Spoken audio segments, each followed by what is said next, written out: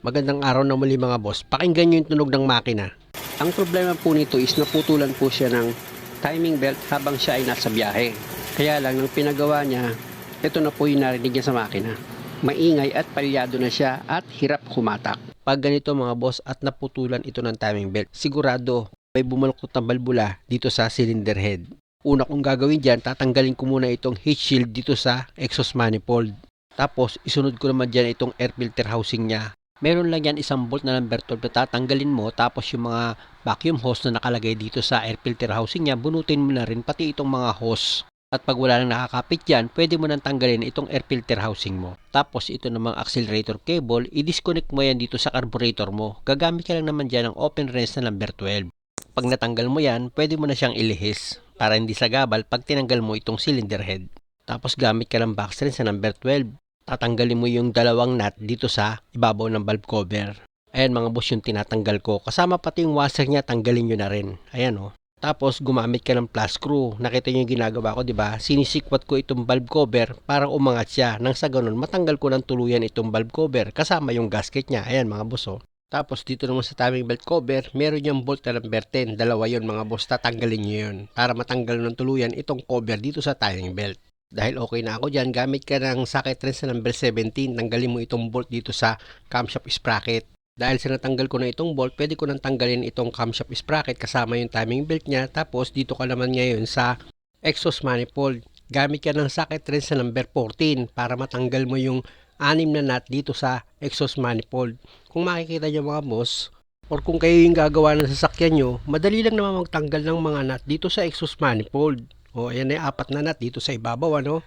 O dito naman ako sa ilalim. Meron ka naman dyan tatanggalin na 2 nut dito sa exhaust manifold. Ayan mga boss yung 2 nut na tinanggal ko. Dahil sa natanggal ko na yung 6 na nut dyan, dito naman ako ngayon sa high tension wire nya. Binunot ko na yan mga boss yung nakalagay dito sa spark plug. Tapos lilipat naman ako dito sa distributor. Kung nakikita nyo, natanggal ko na itong isang bolt. Ayan yung tinanggal ko. Ito na ngayon yung pangalawang bolt na tatanggalin ko. Number 12 yan mga boss ha, yung bolt na nakalagay dito sa distributor. Ayan na yung 2 bolt ngayon. At dahil nga sa wala ng bolt yan mga boss, pwede ko na ngayon hugutin itong distributor. Ayan yung distributor mga boss ano, yung tinanggal ko. Tapos balik ako dito sa cylinder head. Dito naman ako sa camshaft. Gagamit ako dyan ng socket wrench na number 12. Luluwagan ko itong mga bolt dito sa bearing cap nya. After ko maluwagan yan mga boss, kung nakikita nyo, tinatanggal ko na isa-isa itong bearing cap dito sa camshaft. Sa bawat isang bearing cap mga boss, meron niyang 2 bolt na number 12 na tatanggalin nyo. At pag natanggal nyo na yung mga bearing cap dito sa camshaft mga boss, sikwatin nyo na yan para matanggal nyo itong buong camshaft nya. Tapos lipat ka naman dito sa thermostat mo. Sa housing yan mga boss, meron yan 2 bolt na tatanggalin ka. Ayan mga boss, kung nakikita nyo, tinatanggal ko na itong bolt dito sa housing ng thermostat. At wag kayo, meron pang thermostat ito nakalagay. Ayan wow, okay Original pa yung thermostat niya mga boss nung tinignan ko. Yung iba kasi niyan mga boss, tinatanggal na nila ang thermostat, pero ito okay pa, intact pa siya. At dito naman ako sa fuel pump mga boss, meron naman yan 2 nut na number 12 na tatanggalin ka. Ito na nga mga boss, pinakita ko sa inyo yung 2 nut. Tapos yung hose dito sa fuel pump papunta sa carburetor, tanggalin mo rin para mabunot mo itong fuel pump. O yan, tanggal ko na itong fuel pump, di ba? Balik ulit ako dito sa cylinder head mga boss. Gagamit ako dyan ng socket wrench sa number 14. Luluwagan ko itong mga bolt dito sa cylinder head. Wala kasi mga boss yung power handle ko, kaya ang ginamit kong paluwag yan, itong torque wrench na. At pag naluwagan ko na maigi itong mga bolt dito sa cylinder head, pwede ko na ngayon yan tanggalin isa-isa. Siya nga pala mga boss, merong washer yan. Wag niyong kalilimutang isama sa tatanggalin yan, kasi nalalaglag yung washer niyan mga boss kaya pinaalala ko sa inyo. At pag natanggal nyo na yung mga bolt dito sa cylinder head mga boss, pwede mo na ngayon hilahin itong exhaust manifold para matanggal mo itong gasket. Ayan. At gaya nga ng sinabi ko sa inyo, pag ako gumagawa, mag-isa ko lang, wala akong katulong. Kaya kung makikita nyo, mag-isa ko lang nagbababa nitong cylinder head. Ayan, binuhat ko lang yan. Magaan lang naman yan mga boss, parang nagbuhat ko lang isang timbang tubig. Tapos susunod kong gagawin dyan mga boss, kung nakikita nyo, nililinisan ko itong surface na black. Pati itong mga piston mga boss, nakita nyo, nilinis ko rin yan. At pag malinis na itong 2 and 3 ng piston, iikot ko itong crankshaft pulley para itong 1 and 4 naman na piston, yung pinakaibabaw niya, ayun naman ang lilinisin ko. Sa paglinis yan mga boss, kinutkot ko muna yan ng flat screw. Tapos, pag natanggal ko na yung mga carbon na tumigas dito sa ibabaw ng piston, gagamit ako ng liha dyan, tsaka ako ngayon siya lilihahin hanggang sa tuluyan ng malinis itong ibabaw ng block mo. Ganun. Kung mapapansin nyo, kinakalog ko po ng daliri ko po yung piston para malaman ko po kung maluwag na po yung piston ring. Okay naman po siya, wala naman po problema pagdating sa piston ring. Kaya ang ginawa ko po dyan is nilinisan ko lang talaga siya. Dahil nakalas ko naman na yung cylinder head, syempre, check upin ko na rin po itong mga hose niya. Kung kailangan na siyang palitan. Kung hindi naman, iayos nyo po ulit yung pagkakabit. Pero the best niyan, palitan nyo na po. Kung may budget po kayo. Ako naman po'y gumagawa ng video hindi para sulsulang kayong palitan ng palitan. Hindi po ako ganun mekaniko. Kung magagawa niyo po makatipid, tipid po kayo. Alam niyo mga boss, kung ganitong klaseng sasakyan nyo, hindi naman ito maselan sa mga pyesa. Tapos hindi pa mahirap gawin. Kaya hanggang ngayon marami pa pong gumagamit nito. Small body, big body, maganda po talagang pagkakagawa nito sa sasakyan na to.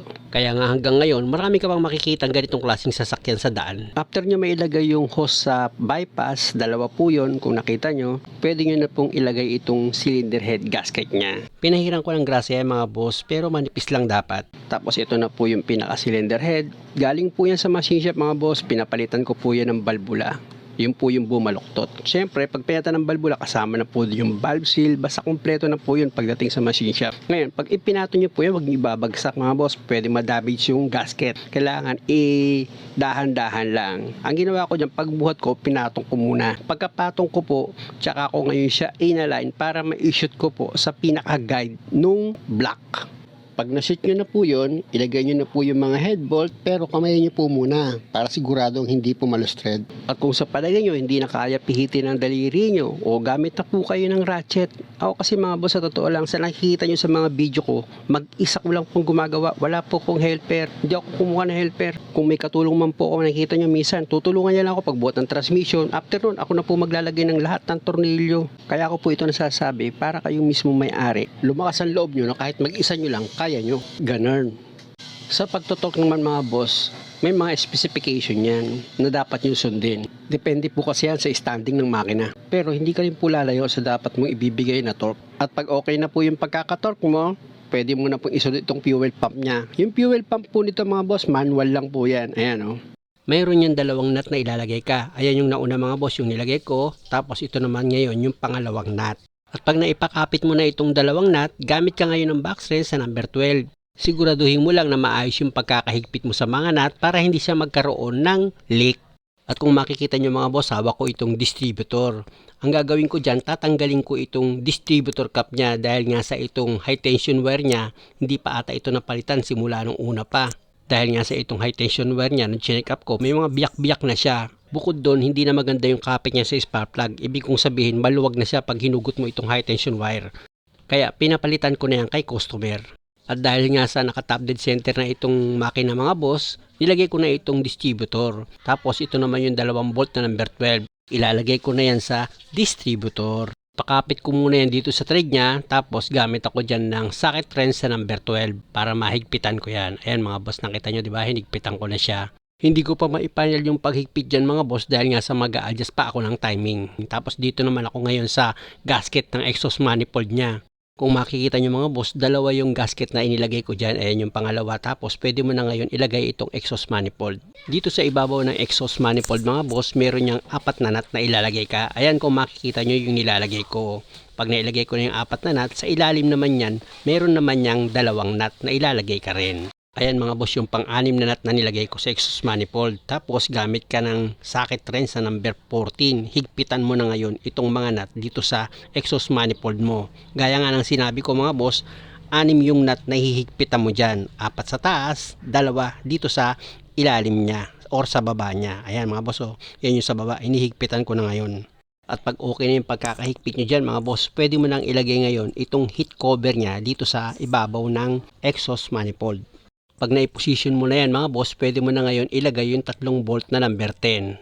Tsaka mo ngayon siya higpitan gamit yung T-wrench mo na number 10 or socket wrench, pwede rin naman. Tapos dito naman sa distributor cap tayo mga boss, yung high tension wire niyan, kung makikita nyo, diba, sinisikpat ko ng flat screw para matanggal ko sa pagkakalak itong mga high tension wire. Kung makikita nyo mga boss, ganyan lang naman pagtanggal ng high tension wire niyan. Iangat nyo lang yung pinakalak niya para matanggal nyo yung mga high tension wire dito sa distributor cap. At dahil sa natanggal ko na itong 4 na high tension wire dito sa distributor cap, kikita nyo naman mga boss kung paano ko inilalagay itong bagong mga high tension wire dito sa distributor cap. gayahin nyo na lang mga boss. Sa pagtanggal ng high tension wire mga boss, lagyan nyo ng tanda. Pag mahaba tinanggal nyo, mahaba din ang ipapalit nyo. Pag maiksi, maiksi din. Ganun lang naman yun para hindi kayo maligaw. Tapos ilagay mo na itong cap dito sa distributor. Ito naman yung 3 volt na number 8 mga boss. Ilagay mo na rin yan. Ipakapit mo muna yan dito sa thread nya, yung 3 volt. Tandaan nyo mga boss, siguraduhin yung maayos yung pagkakahigpit nyo ng mga bolt dito sa distributor cap para hindi siya magkaroon ng palya or hindi siya pasukin ng dumi at tubig. At pag okay na, dito ko naman ngayon sa pagkabit mo ng upper hose, siguraduhin yung maayos yung pagkakahigpit nyo ng mga clamp yan mga boss para hindi siya magkaroon ng leak.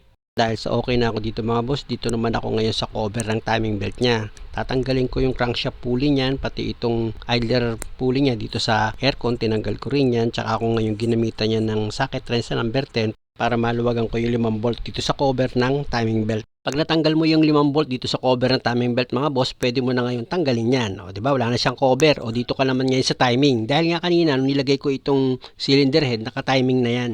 Ang ibig kong sabihin mga boss, bago ko pa man kinalas itong cylinder head, naka-timing mark na yan. Itong crankshaft pulley niya or sprocket, nakatapat na yan dito sa timing mark niya. Tapos dito naman sa camshaft niya sa sprocket, naka-timing mark na rin yan mga boss. Muli mga boss, maraming salamat sa panonood. Abangan nyo sa part 2 at kung maaari, huwag nyo naman kalimutang mag-subscribe sa channel ko. Maraming salamat!